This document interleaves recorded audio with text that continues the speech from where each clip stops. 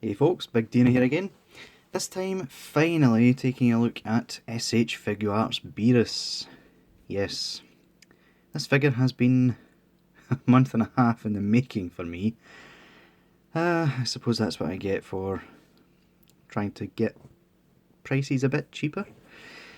Yeah, I ordered this from America, who then ended up having them in late. Yeah, and I was going to never buy from the American ones again, sorry guys, and Anime Island decided they were going to make all shipping free from now on. So yeah, I really don't know. Anyway, enough of my ramblings, let's take a look at the box, shall we? You'll notice it is the regular release box, which means Beerus can be reissued. You'll see on it, it's got Dragon Ball Super on it, and the Funimation logo underneath, because obviously this is an American box. That also means, more than likely, that Funimation will be the ones doing Dragon Ball Super, which is good. Very good to know. You've got this down here. I haven't noticed before, but they've actually got the Toonimation license, blah blah blah, for Dragon Ball Z, and Dragon Ball GT. I don't know if that was there before.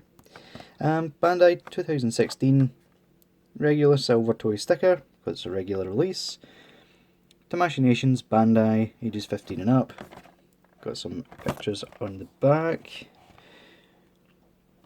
Yeah, so. And obviously you have the Bluefin logo on the bottom, instead of the Japanese writing. So yeah, let's get that out of the way and bring in the God of Destruction himself. Yes, so this is quickly becoming a lot of people's favourite character in Dragon Ball Super, just because of his temper, but also the fact that he's not actually evil per se, he's just doing his job. So yeah, in terms of accessories, he's doing alright, I would say. He comes with the regular stern face, which you can see right there.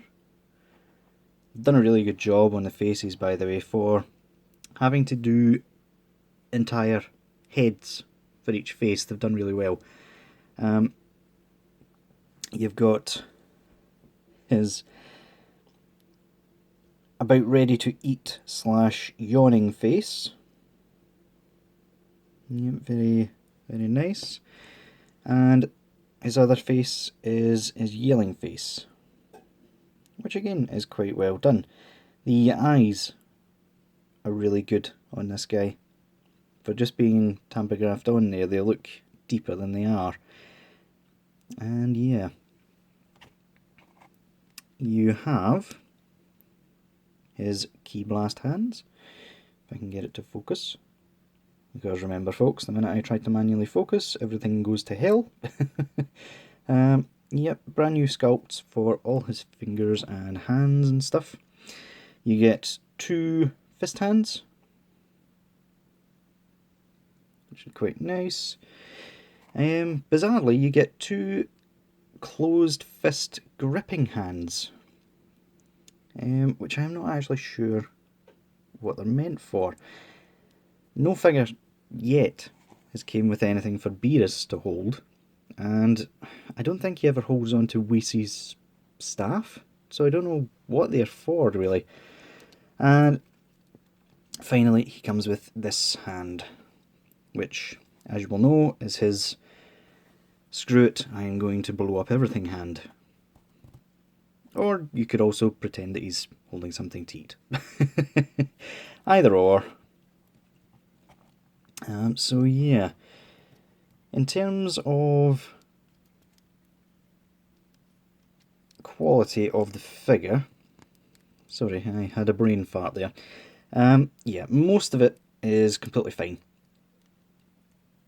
Hardly any bad things to say about him. All of the detail work is fine, apart from the back of his little flap here.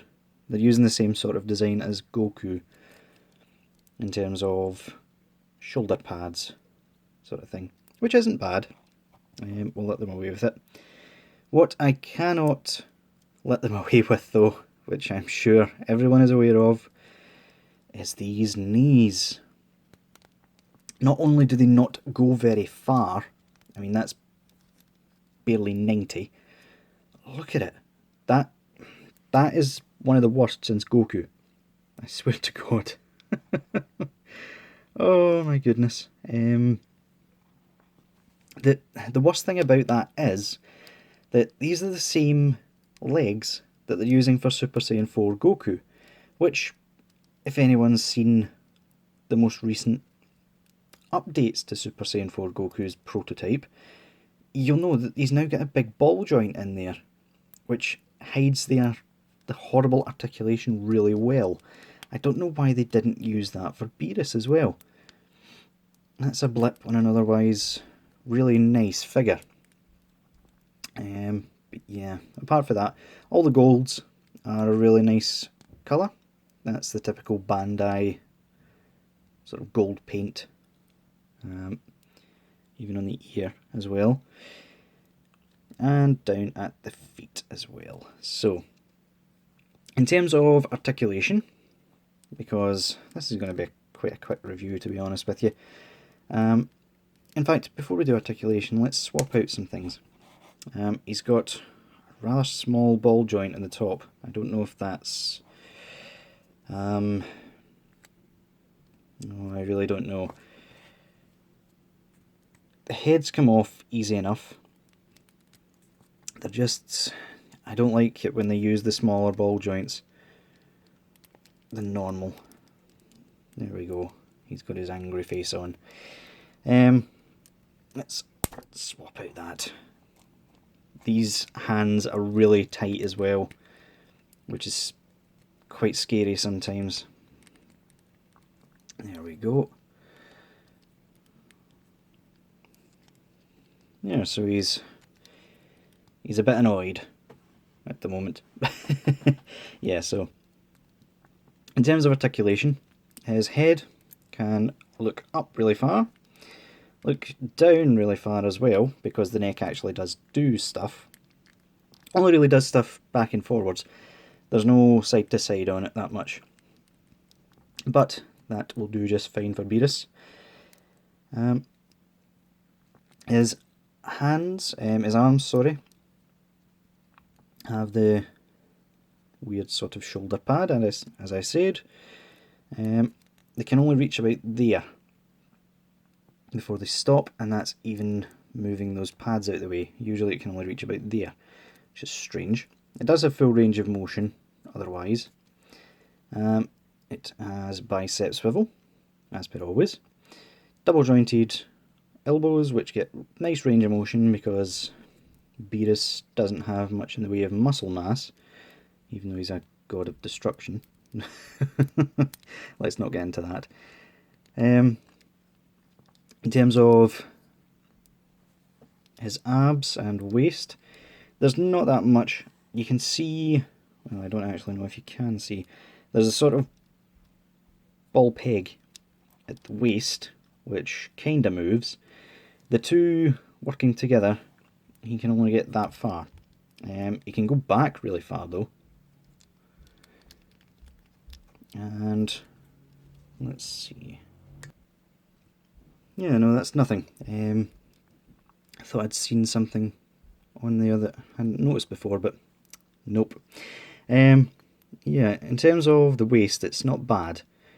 It's a little bit hindered, to be honest with you. Pull down hips, same normal hip style that we get with most of them. He can kick up really well though, for using that old style, and he can get out about that far. As I have shown you already with the knees, they are horrible, they're limited, they're useless pretty much. But I suppose Beerus doesn't really get into too many action poses, does he?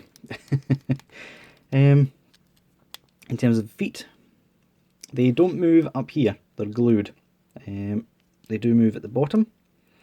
You can get a pretty decent ankle rocker out of it, and they go back and forth quite well as well. And toe articulation isn't bad either. Oh, and I almost forgot the tail. The tail was the same sort of design as Frieza's. It was separate in the packet. You just pop it in there, and you can choose whichever way it goes. You only get one tail, surprisingly. Although, I suppose Golden Frieza only came with one as well. And Beerus doesn't really make too much of a fuss about his tail, does he? So, yeah. Would I get this figure? While he's at his retail price, yes. If he ever goes up in price, I would recommend waiting on the inevitable reissue, because they've made sure this guy can get re-released as many times as needed. I don't really know why, because, I mean, they can't reissue Blue Goku. Although, thinking about it, he doesn't fight Super Saiyan Blue Goku or Vegeta, does he? He fights Super Saiyan God Goku, who we have seen in prototype form. So I'm wondering if he comes out as a regular release sometime maybe next year. That might be what they're going for with this, in terms of these super figures. But yeah, guys, that will do it for this review. And until next time, I'll see y'all later.